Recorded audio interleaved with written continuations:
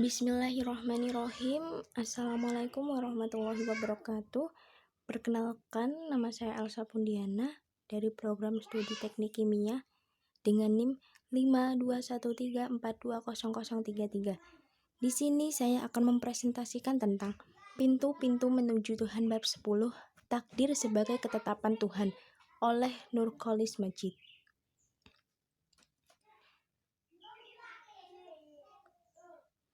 Semua yang terjadi di dunia ini sudah menjadi ketetapan dari Allah Subhanahu wa Ta'ala, seperti adanya pergantian siang dan malam, adanya alam yang indah, sebaliknya adanya hal-hal yang ditetapkan seperti bencana alam, musibah, dan lain sebagainya.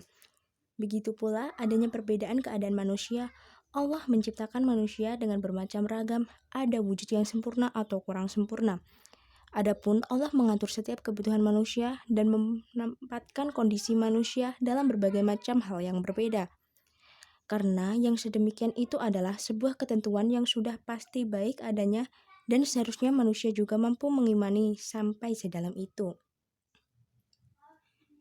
Takdir merupakan hukum sebab akibat yang berlaku secara pasti sesuai dengan ketentuan Allah Subhanahu wa Ta'ala.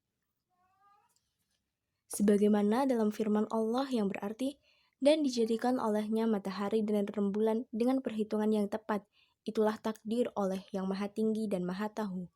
Quran Surat Al-An'am ayat 96.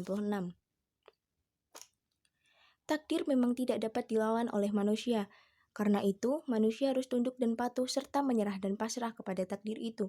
Tetapi pengertian umum yang kita punyai dalam masyarakat, tunduk patuh serta menyerah pasrah kepada takdir itu ialah bahwa dalam segala perbuatan kita harus sesuai memperhatikan dan memperhitungkan hukum kepastian Tuhan dalam alam raya ini, karena memang kita tidak mungkin melawan takdir.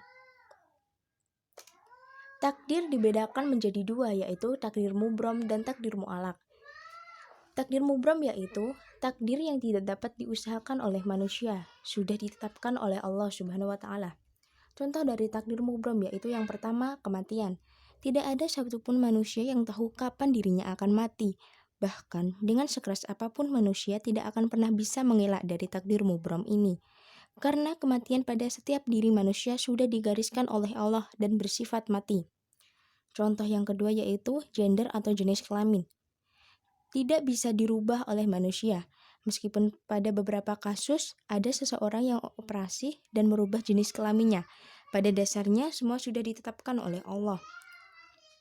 Yang kedua yaitu takdir mu'alak, yaitu takdir yang berkaitan dengan usaha manusia dan diperjuangkan. Contoh dari takdir mu'alak yang pertama yaitu kepandaian. Seseorang yang ingin pandai maka harus berusaha meraihnya. Usaha-usaha tersebut antara lain dengan cara rajin belajar dan disiplin membagi waktu. Contoh yang kedua yaitu kesehatan. Seseorang yang ingin sehat maka harus berusaha dengan cara berolahraga teratur, menjaga kebersihan, menjaga gizi dan pola makan. Jika melakukan usaha-usaha tersebut maka tubuh akan sehat. Contoh yang ketiga yaitu kemakmuran atau kekayaan. Kemakmuran atau kekayaan bisa diraih dengan giat bekerja, kreatif, pantang menyerah, rajin menabung, dan hemat. Dalil tentang takdir mubrom terdapat dalam Quran Surat Al-A'raf ayat 34 yang artinya, tiap-tiap umat mempunyai batas waktu, maka apabila telah datang waktunya mereka tidak dapat mengundurkannya, barang sesaat pun dan tidak dapat pula memajukannya. Quran Surat Al-A'raf ayat 34. Dalil tentang takdir mu'alak terdapat dalam Quran Surat Ar-Ra'd ayat 11 yang artinya, bagi manusia ada malaikat-malaikat yang selalu mengikutinya bergiliran, di muka dan di belakangnya. Mereka menjaganya atas perintah Allah. Sesungguhnya Allah tidak merubah keadaan sesuatu kaum sehingga mereka merubah keadaan yang ada pada diri mereka sendiri.